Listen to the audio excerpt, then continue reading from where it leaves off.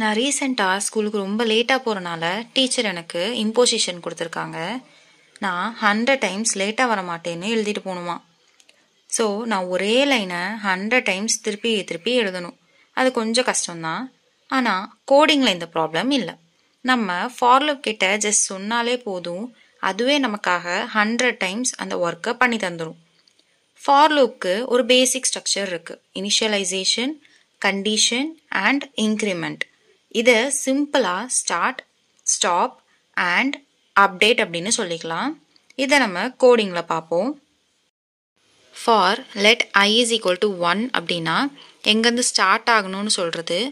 I lesser than 100 அப்படின்னா எங்கே stop ஆகணும்னு சொல்கிறது.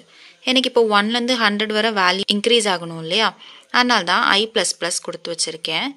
இனிஷியலாக எனக்கு ஐயில் 1 தான் ஸ்டோர் ஆகிருக்கு. ஸோ அந்த 1 தான் இப்போ இந்த கண்டிஷனில் போட்டு செக் பண்ண போகிறோம்.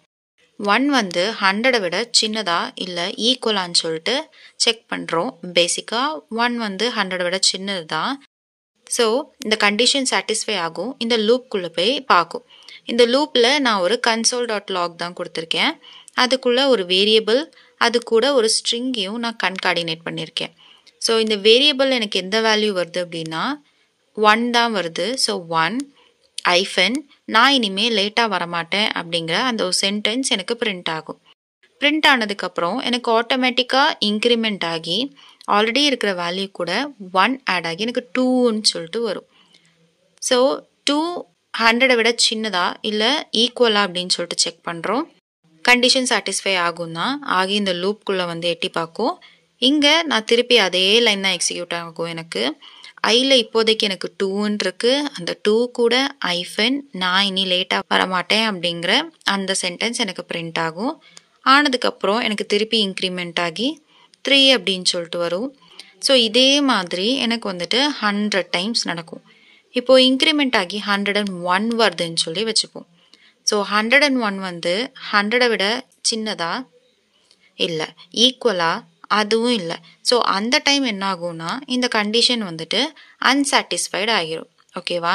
ஸோ இந்த கண்டிஷன் ஃபெயில் ஆகிரும். ஃபெயில் ஆனால் இந்த லூப்குள்ளே வருமா? வராது. ஸோ இந்த கண்டிஷன் சாட்டிஸ்ஃபை ஆனால் மட்டும்தான் இந்த லூப்குள்ளே வரும். சாட்டிஸ்ஃபை ஆகலைன்னா இந்த பக்கமே அது வராது.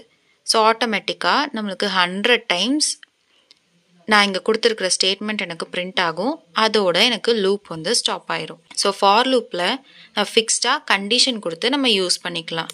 நம்ம இதுக்குள்ளே என்ன வேல்யூ கொடுத்தாலும் அதை நம்மளுக்கு அவ்வளோ டைம் எக்ஸிக்யூட் பண்ணி தரும்.